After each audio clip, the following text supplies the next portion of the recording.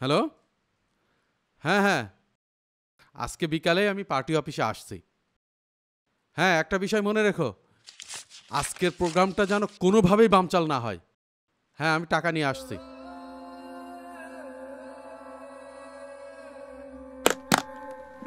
এই নেন ভাই, সব টাকা গুনে রাখিছি। এখানে 10 বান্ডিল আছে। আপনার নামে এবার এলাকায় গন্ধ ছড়াবে। ইলেকশনে ভাই আপনিই জিতবেন।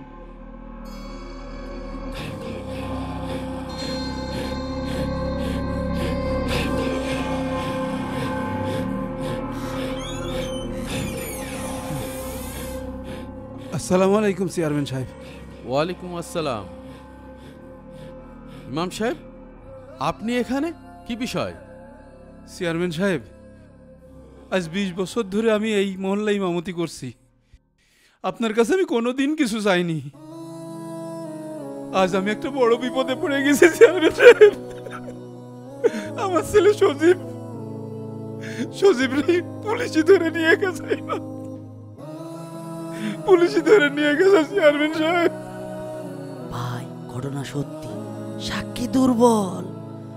ইমাম সাহেবের ছেলের কাছে নাকি 7 গিয়ার পাওয়া গিয়েছে, হাতে নাতে কট। পুলিশ তো কারোর ফাও ফাও ধরে না, তো আপনার ছেলে কি করেছে?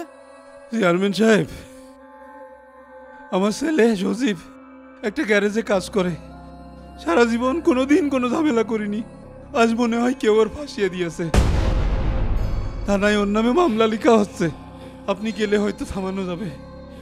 আপনার সাথে তো ওসি স্যারের ভালো সম্পর্ক আছে। দেখেন হুজুর, আমি তো আইনের বাইরে কিছু বলতে পারি না। পুলিশ যা ঠিক মনে করবে তাই তো করবে। ইমাম সাহেব, আপনার ছেলে তো একটা সন্ত্রাসী। কত বড় কলিজা, দিন দুপুরি 7 গিয়ার নিয়ে ঘুরে বেড়াচ্ছে। ভাই, আপনি সুপারিশ করতে যান না। সুপারিশ করতে গেলে আপনার নাম খারাপ হবে না। সামনে ইলেকশন, আপনি ভেসে যাবেন। চেয়ারম্যান সাহেব, আপনি শুধু একটু বললেই হবে। আপনি একটু বললেই ওরা আমার ছেলেকে ছেড়ে দেবে। ও যদি জেলে যায়, আমি কিভাবে বাঁচবো? আমি কিভাবে ওর মার কাছে মুখ দেখাবো? ভাই, থানার ওসি স্যার একদম ফ্রেশ মানুষ, দুধি ধোয়া তুলসী পাতার মতো। আর তাছাড়া এই কেস কোর্টে উঠে গিয়েছে, চার্জশিট বেড়ে গিয়েছে। আপনি ঝামেলার মধ্যে জড়ায়েন না ভাই। এই তুই চুপ কর। ইমাম সাহেব, আপনি যেহেতু এত বছর আমাদের মসজিদে খেদমতে রয়েছেন, দেখি আপনার জন্য কিছু একটা করতে পারি কিনা। আল্লাহ আপনার রহম করুক। চেয়ারম্যান সাহেব, চলেন। আপনি যে থানায় যাচ্ছেন, ওই ছেলে সিনিয়র যদি মুখ খুলে দেয়, তাহলে তো আমাদের খেলা শেষ হয়ে যাবে না।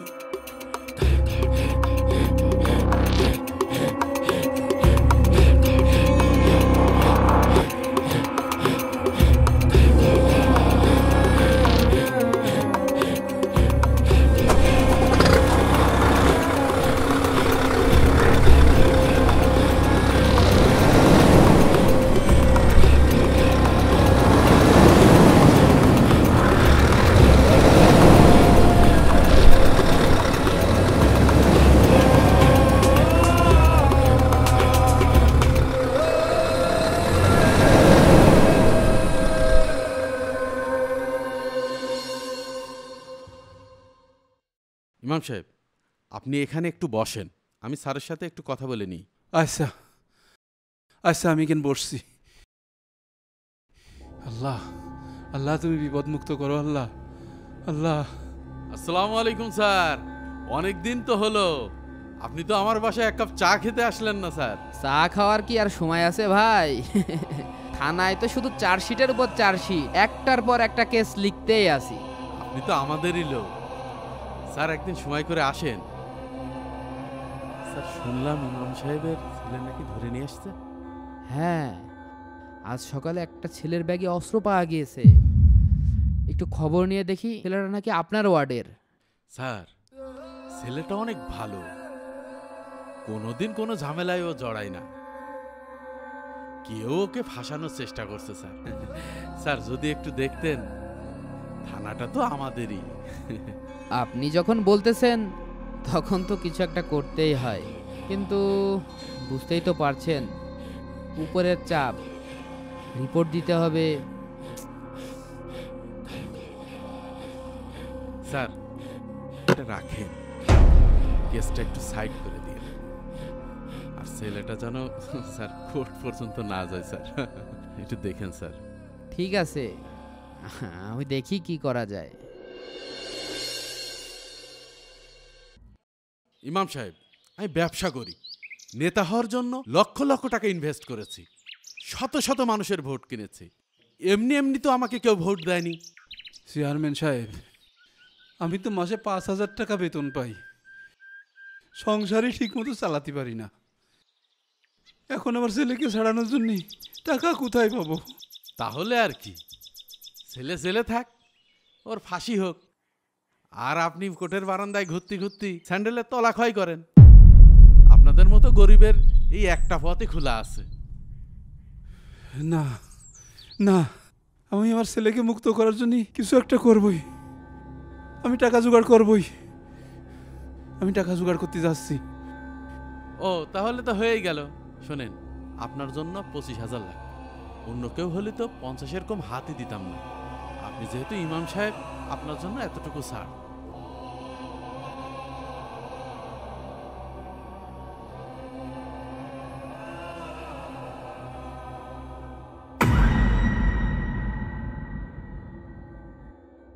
একটা প্রশ্ন মাথার ভিতরে ঘুরতেছে, মসজিদের একজন সামান্য ইমাম হয়ে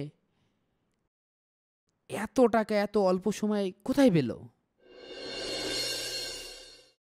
প্রিয় ভাইরা, আজকে একটা গুরুত্বপূর্ণ কথা বলার আছে। আপনারা জানেন, আমার ছেলে সজীবকে পুলিশে ধরে নিয়ে গেছে, ওর বিরুদ্ধে একটা গুরুতর মামলা হতে যাচ্ছে। আমি বিশ্বাস করি ওকে ফাঁসানো হয়েছে, তবে সত্যি মিথ্যা প্রমাণের আগেই যদি মামলা হয়ে যায়, ও জেলেও যেতে পারে। ওকে জামিনে ছাড়াতে কিছু টাকা দরকার, কিন্তু আপনারা তো জানেনই, অল্প বেতনের আমার চাকরি, সংসারই ঠিকমতো চলে না। আমি এতগুলো টাকা কি করে জোগাড় করব? আপনি সারা জীবন ওয়াজ করেছেন অন্যায়ের সাথে আপোষ করবেন না। যেই নিজের ছেলে ধরা পড়েছে অস্ত্র সহকারে পুলিশের হাতে, সেই সুর সুর করে গ্রামের লোক ডেকে মুসল্লিকে ডেকে হাত পাতা শুরু করেছেন। লজ্জা করে না? আমি জানি এটা বলার মতো অবস্থানে আমি নেই, কিন্তু আমি নিরুপায়। আপনারা যে যা পারেন সাহায্য করলে আমি আমার ছেলেকে মুক্ত করতে পারবো। আপনাদের কাছে কৃতজ্ঞ থাকব। ইমাম সাহেব, কথা ঠিক আছে, আপনার ছেলে অস্ত্র সহকারে হাতে নাতে পুলিশের কাছে ধরা পড়েছে। এই অবৈধ কাজে আমরা কি জন্য অর্থ বা সহযোগিতা দেব বলেন? ভাই, কোর্টে কি প্রমাণ হয়েছে ইমাম সাহেবের ছেলে দোষী? আর তাছাড়া আমরা সবাই জানি ইমাম সাহেবের ছেলে গ্রামে কিভাবে চলাফেরা করে। সবাই তো জানে ইমাম সাহেব একজন সৎ মানুষ, তার ছেলে খুবই সহজ সরল, কোনো ঝামেলা ঝঞ্ঝাটে থাকে না। আমার মনে হচ্ছে তাকে কেউ ফাঁসানোর চেষ্টা করছে।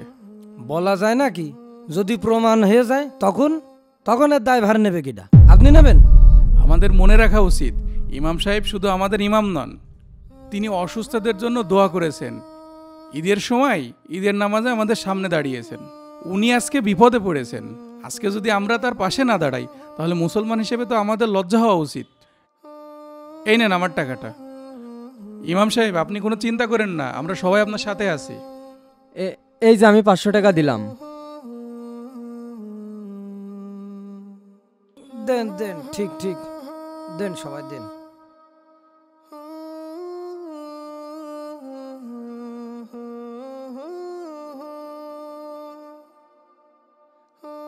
আমি কিছু বলতে পারছি না।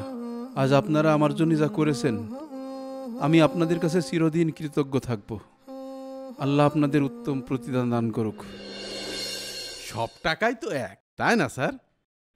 ইমাম সাহেবের টাকাই হোক আর মেথরের টাকাই হোক, টাকার গায়ে তো আর হালাল হারাম লেখা থাকে না।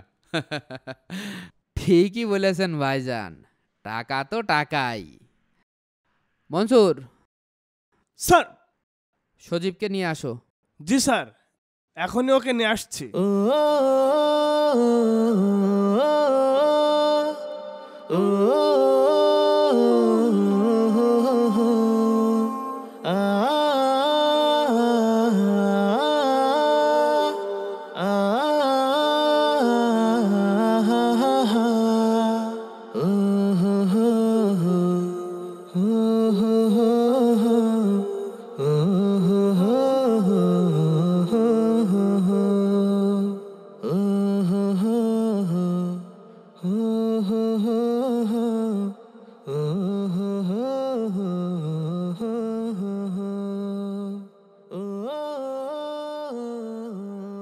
আয় বাবা, আমার বুকে আয়। আলহামদুলিল্লাহ, আল্লাহর রহমতে তুই বেরিয়ে আসতে পারলি। আল্লাহর কাছে হাজার শুকরিয়া। থামুন, কেউ কোথাও যাবে না। স্যার, এসপি স্যার, আপনি এখানে? আসসালামু আলাইকুম এসপি স্যার। হঠাৎ আপনি থানায় স্যার? হঠাৎ নয়, বেশ আগে থেকে খেয়াল রেখেছিলাম। আমার কাছে স্পষ্ট প্রমাণ এসেছে এই ছেলেটাকে ফাঁসানো হয়েছে। আমার কাছে আরো প্রমাণ আছে কারা কত টাকার বিনিময়ে কাকে বের করেছে। আজকে শুধু এই ছেলেটি নয়, থানার ভেতরেও কয়েকজনের বিরুদ্ধে বিভাগীয় ব্যবস্থা নেওয়া হচ্ছে। আর চেয়ারম্যান সাহেব, আপনার কথাবার্তাও রেকর্ড করা হয়েছে। সমাজের মুখোশ এখানেই শেষ নয়।